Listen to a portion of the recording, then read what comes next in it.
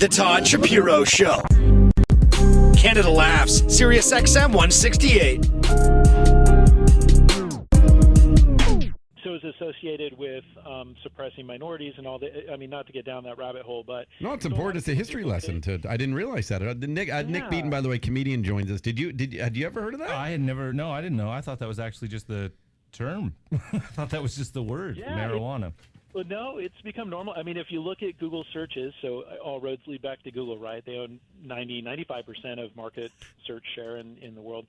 And so you look at marijuana. Marijuana is a term that people use more so in the recreational side, so for things that are more on the culture and recreational side. And then cannabis is more on the educational and science side. That makes sense. As we do go more mainstream, there's even some government entities here in the States that have reverted some of the terminology in their constitutional revisions around cannabis consumption from marijuana to cannabis. So, yeah, it's a touchy. So I was like, you know what? It'll be the cannabis catch-up. Nice. So cannabis then is the word. Like, that's the word across the spectrum. Yeah, 100% globally. You'll hear, I mean, there's thousands of terms if you want to go international, everything from bang in India to sensimilia to, herb and hash and all the other terms that describe certain iterations of cannabis. But at the end of the day, the root, the plant is Cannabis sativa. Even hemp, we talk about hemp, industrial hemp, that's Cannabis sativa L is technically what the scientific name is for that. So we could geek out, as we always end up doing, but yeah, that's how we came up with that title. Where does chronic land on the scale of terms? Well, Dr. Dre, circa 1991. Funny you ask. Yeah, that was for all of us on this conversation that are a little bit older generation. Chronic really got superseded by loud or fire. So now it's what the kids did. God, I sound like my dad. I did not know that. The kids these days. No, man. I love this stuff, dude. Do we know where the word dope came from? That is another really kind of taboo one. That's interesting. So dope was a slang term from back in the days, derivative from all the way back, most predominantly in the 60s. And so I think, again, all of us in the conversation probably associated dope with cannabis, with ganja. And there was a point, though, in history, specifically in the 90s with grunge, where dope segued into being more of an iteration in describing heroin. So I think of Kurt Cobain when I hear dope, because that is oftentimes the generation and era where it segued. And actually at the Cannabis, we were going to come out with a show. They wanted to call it the Dope Show. And it wasn't the editorial team that pushed back on it. It was their idea. It was the advertising side of the fence. It was like, our clients aren't going to go for that because dope means something different to every generation. And that's so weird, because in my generation, it was like, yo, that's dope. Like when things are dope, that's amazing. It's great. Yeah. Yep. 100%. So that's why now dope you can't interchange in this day and age. Oh, that's fire. That's way fire. Or out on the West Coast we say hella fire. Or hella sick. So, but so now it's the loud. If you got the chronic, you got the loud. Nice. It's so loud, like your head is just thump thump thump thump. So it all makes sense. The loud. I've never heard that before. Heard it, yeah. Loud. We'll probably that'll start filtering into Canada in like 3 years. It's like this is how it goes. It works its way up the West Coast into BC, and then it just kind of slowly migrates across the country. No, it's true. We just got avocados last week. There you go. And I make some mean guacamole, so save those for the next time I'm up, Todd. Oh, I love the guac, dude. You ever make have you ever made a guac edible? I have not. So I post That'd up, be interesting. I'm not traditional like Todd. You asked me about sports, and I'm like, oh, this will be fun. And so my sports more so involve engines. So in my spare time, it's like hot rods, motorcycles, and food. Those are my hobbies, just plain and simple. And so I'll make some unique original dishes. And I got back. I was down in Sydney, and I had this really good chicken pot pie. And I'm not normally a chicken pot pie guy. But it actually got cold here in Southern California. I mean, we thought it was going to rain. It never happened. But I'm like, I'm going to make this chicken pot pie recipe. So I make it, and throw it up online, and my friends are like, "Oh, is it infused?" I'm like, "Why does everyone think everything that I touch has to?" I mean, I definitely am a connoisseur, and I'm a huge advocate for the industry, but I am on the medical side of advocacy. So not everything in my life revolves around, it's an element, but it's not the epicenter of my lifestyle or my culture. So that's kind of funny because you're involved in the industry. I get that. It's just people. The presumption would be, I'm sure, like Nick, for instance, people probably just expect you to be funny all the time, like that. You know what I mean? Because you're a comedian. Yeah. And it's like, no, I don't always have to be funny. Most right of the now. time, I'm quite morose. I can tell you haven't added a thing to the pronoun. I'm just sitting over here contemplating the future. That's it, right? Nick definitely doesn't want to be on all the time. That's I was class clown in high school, and even for me, people are like, "Oh, make me laugh, make me funny." It's like I need to turn off sometime. Like you can't. It's okay to do, but you can't be that all the time. Everyone needs some downtime. But I do think that's interesting, man. What you say, I really like this stuff because I had a perception for years, right, where you just couldn't trust me because I was on the radio, like doing a lot of crazy things to sort of get where I've gotten to now in over 20 years. Yeah. And yet you don't expose this conversation. Don't talk about that conversation on the radio. But for you, just because you're, BovedaInc.com, and yes, they focus heavily, obviously, on the medical side. And one of the missions for the company from Boveda, of course, is getting people off opiates and getting them on to marijuana. And the benefits are there, obviously, and the studies are coming in. And even a company like Canopy Growth here in Canada, the world's biggest LP, is doing massive studies within BC to really truly study how important of it is to get you off this kind of stuff, and we already know that it is, and it's working. Yet, people are going to say to you,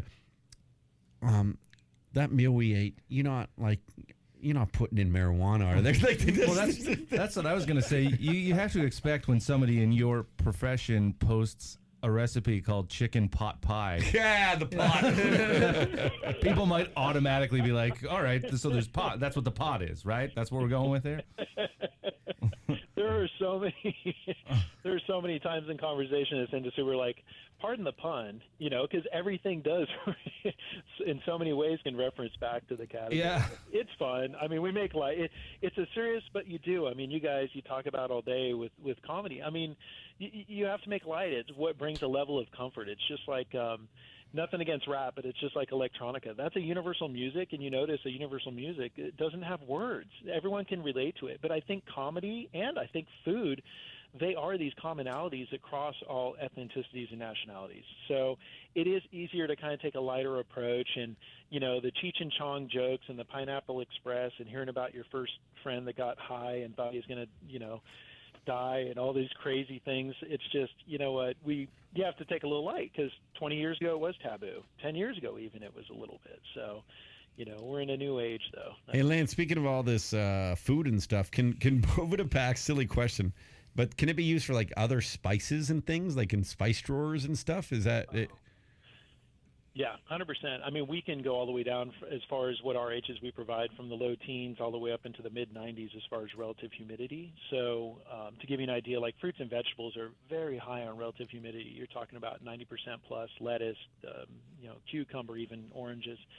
The other end of that spectrum would be your dry herbs and spices. So your oregano, your thyme, a lot of those are more content, lower in the teens. But yeah, we have people that actually utilize cannabis for even Boveda preserving other elements in cannabis besides flower, like edibles. I mean, there's edibles. If you want a crunchy cookie, you'd be around 62%. If you want a chewier, you might want to go a little bit higher. But we're in the food, in the music, even in medical. I think we've talked about this, medical devices that are being inserted in the body that need to be at a certain relative humidity before operation. Gee, I don't think we have talked about that at all. That's insane.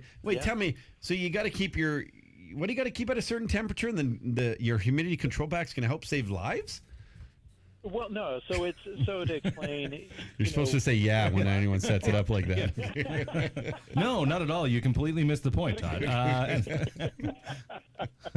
You do have to certain things. It's temperature is a factor, but relative humidity, just for pliability and flexibility. So it definitely does make a difference in making sure that you have that right environment, and that's one thing that's important in so many instances. That's what got us in the industry, Todd, was people not wanting to travel with their home humidors. They want to keep cigars at a certain certain relative humidity, but the same is applicable for beef jerky or for so many other things out there that you need to keep it consistent. So we're continually testing and dipping into other industries and categories, which is always fun. Well, you're talking beef jerky. You're talking my language, man. I like jerky. Dried jerky sucks. I'll send some samples. Yeah, you want to keep the jerky fresh. You can help keep the jerky fresh. Yeah. Yeah. See, that's the thing. When people hear it, they're like, oh, this is like that pack I get in my tennis shoes and my beef jerky. I'm like, no, that's a desiccant. That's actually only removing moisture. So it could make the environment too dry. We make it just right. So you tell us where it needs to be, and we'll get you there. So, but yeah, it's always fun stuff. Wow, dude. Hey, you were just at the New West Summit. Are you going to the New West Summit Thursday, Friday? Yeah. Heading out tomorrow. So. And then what? And tell us what that is. So New West Summit, it's an event that this is going to be, their fourth annual, I believe it is, their New West 4.0. This is a different take on industry events. It is primarily B2B. It's 2 days of business to business, and a third day they actually have a business to consumer day, which is really neat. But this is more so focused on the technology, on the media, and on the investment side of the industry. So we have some shows that are a little more centric to the consumption, to the distribution, to the processing.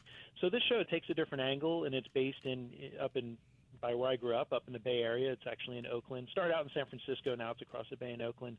And it's just a fun event. Yeah, it's definitely something that you get to see all kinds of new things that you never thought existed in the industry. It's cool. Do you talk about sort of companies that you believe in and believe in their future? There are some in the States that, whether people invest in them or might want to research them to invest in them. Like, are there companies that you sort of stand behind and are excited for?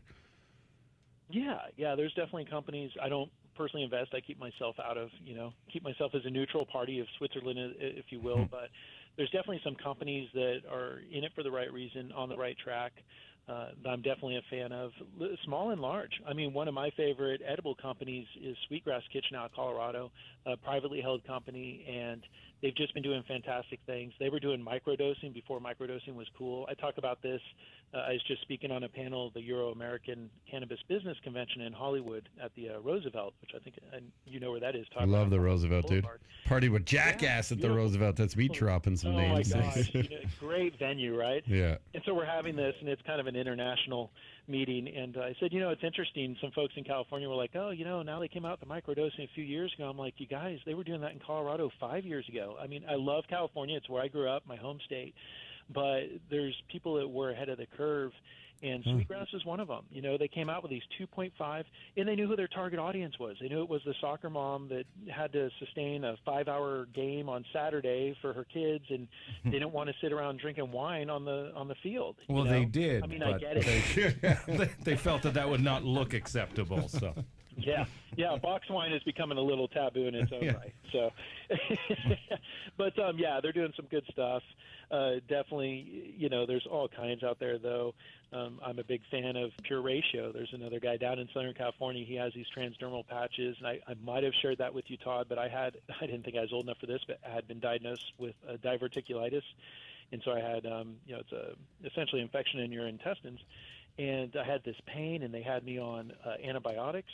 And I'm normally not nauseous. I love roller coasters. I race motorcycles. I'm a big, kind of speed freak kind of guy. But I was just nauseous from the medicine and stomach hurt, head hurt. And I put one of his transdermal patches on right where the pain was on my chest. And within a half an hour, all my ailments were gone. And it was 18-to-1 ratio CBD. So mostly CBD with a little bit of THC for delivery. So from now forward, people ask, and I'm like, hey, I love their product. It's worked for me. I did my background check on it, where they source their supply, what kind of company they are as far as giving back. And, so I definitely have my short list of those I'm a fan of for certain. Wow, man, that's cool. I didn't realize all this. And then just before we go, Lance Lambert joins us from California here for bovedainc.com. 1 week away here for Canada. 1 week today. Oh, my gosh. It is. It's a big deal. I mean, we've been counting down, and we know things aren't necessarily cricket at the border. It seems the U.S. is bringing in some of those old prohibition antics. Yeah. Back in the, I think that's over-exaggerated, though. I really do. Yeah, I agree. I mean, it's just, and we'll get through it, right? I don't know.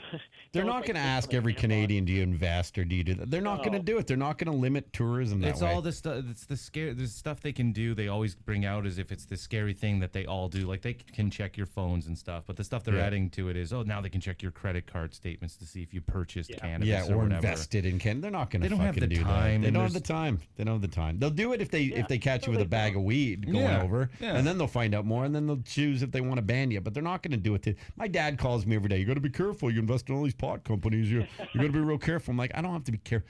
I don't have to be careful. They don't care. They're not going to care. Yeah. There's a lot. Besides, I hit all the drugs in my kid's diaper. Like they're not going to care. And there's a lot of like high-end businessmen investing in these companies. Exactly. What are you gonna? They're not gonna, Who are the top billings at these types of conferences that Lance is going to? And they're like they know why they're going there. They're never going to limit that stuff. No. Yep. No, I agree. I think it's what we call one of those. It's a window tint rule, right? So it's one of those where it's just on the books. So it's something if they do want to mess with you, yes, if you want to dig a little bit deeper, they can. Mm-hmm. But to your point, I don't think it's going to be, have you ever tried cannabis in your life, or have you consumed cannabis in the last? I have seen some videos. I do have Netflix and Hulu, and there's a couple of shows I watch on there. Just studying criminal law years ago, I'm still fascinated by some of that stuff. And there have been a few where they've asked them, and I'm like, really? You're approaching that? There's one show where I think there was 4 young ladies that were going up to Calgary to go skiing, and they're from the States. And has there been any narcotics in this vehicle in recent weeks? And I'm like, why would they even? There's just some nice girls, some college girls who are going up to go skiing at one of the most coveted places in North America, and here you're grilling them about, So I hope that's less and less, and again, I hope that. And even if it happens, like I'm not excusing it, but we're talking the extreme cases. Like there's always gonna be an asshole. There's always this is just a way of life. These things, like there's always gonna be extremist stuff happening. It's sad. I'm not excusing it, but it's the percentages. There's always gonna be a lottery winner too, like on the other end of the spectrum. So. Well, in Pew Research Center, the latest study, 62% of Americans support cannabis legalization. Dude, I'm counting 3 weeks away till Trump comes up with an announcement that he's going to. Man. I'm saying before one of the midterms, November 6th. Something like that, yeah, right around the corner. And a good example, and we discussed New Jersey and how that took a 180 after they blew out Chris Christie, but here's another example of I'll be speaking out in Utah at the first ever Utah Cannabis Convention, and it's very heavily on the medical side as well. And they've got it on the ballot in November. The church was against it. Well, the church came out last week that all of a sudden they support cannabis. Well, what are the polls showing out there? 76% of the populace of the state of Utah is in support of cannabis at some level. Now, this is Utah. I mean, their church has a very heavy involvement. I don't know if you all are familiar with the Mormon religion. Yeah, Mormon, yeah. In Utah, but it's very dominant. So for a state like that to flip, it speaks volumes on where this country is. So can the Mormons use electricity? Is that the Mormons? No, that would be the Quakers. That's Mennonites. Mennonite. I'm so sorry for confusing. I'm so sorry.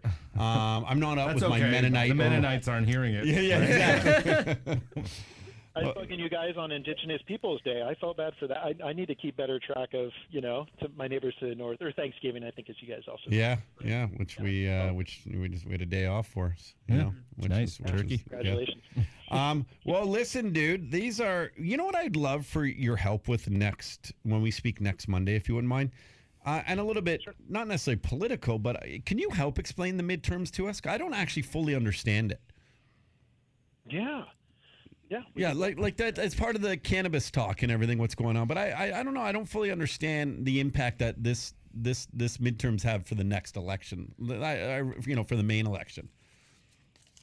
Yeah, definitely. Yeah, we can get into that, and I can talk about, there's almost half dozen states that are going to be voting for cannabis in November. Yeah, let's talk about who those states are and what we figure the chances are if we were betting on will they make it. Yeah, because you guys are pretty much going to be. You already said that 40. You told us this last week, Lance did, Nick. 40 states in some form or another have some sort of legality between whether cannabis. It be medical or And I think you could go on the street and ask people that, and I bet you they would say 8 to 10, like all the answers. Like if you did an A, B, C, or D, like 5 to 8, 8 to 15. I don't think anyone would say 40 to 50. No. not at all. Not at all. Even some of those that are supposed to be educated and know better. I mentioned to people that Texas legalized CBD and has three dispensaries down there. Now it is for a specific, very niche medical condition. But the fact that exists and nobody knows. They didn't announce it. They didn't publicize it. It's very on the down low. It's almost like more of a beta per se for that state. But that's huge. Like, people need to understand, somewhere like Texas, that's a big deal. That's a very red, very Republican state in the union.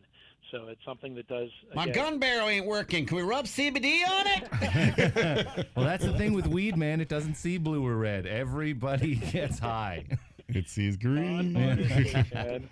Lance, thanks for your time, dude. I love these. The Todd Shapiro Show. You are the greatest hero in American history. SiriusXM Canada Laughs Channel 168.